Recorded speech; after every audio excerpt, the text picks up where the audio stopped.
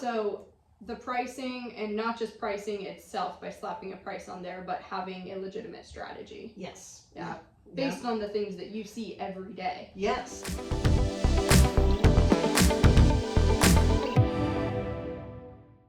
Yeah, and even things that I see sometimes when we get into negotiations and things that are common issues on amendments to address concerns.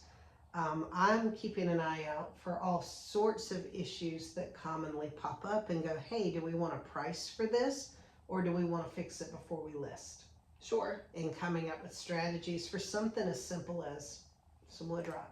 Sure, because you know that if a buyer has an inspection, that's going to come up. Yes. So you're peeking around the corner knowing that this is probably going to be an issue later. Mm-hmm. So you're attacking it earlier. Yes. Yep. Just forward pacing any problems that I've seen come up over and over and over again in the last 10 plus years, and trying to anticipate what could be a hurdle for my seller. Yeah, that makes sense.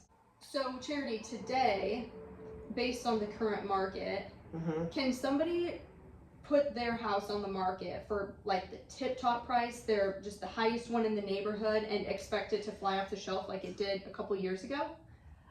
Their house would have to be something really, really super special for the neighborhood.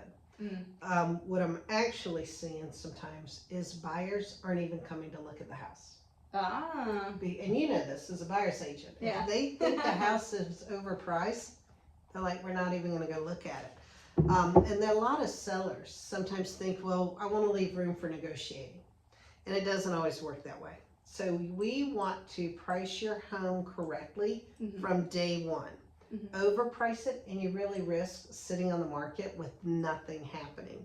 Sure. Underprice it, you may leave money on the table. I don't really think you do, because I think the market, I don't think you can underprice a home.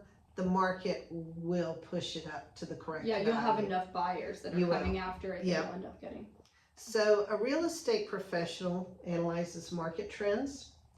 We evaluate your home's value, and we create a pricing strategy that maximizes your profit. And even some of the things that I think about isn't just your home's value, but the net to seller. Because at the end of the day, that's what's most important to you.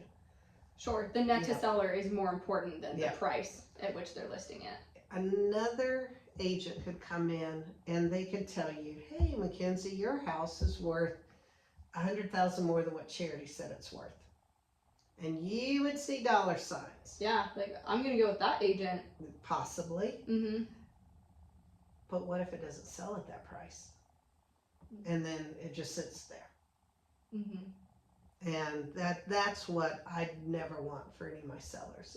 Property sitting on the market is no fun to watch. It's no fun to maintain. And it doesn't really help anybody. Yeah.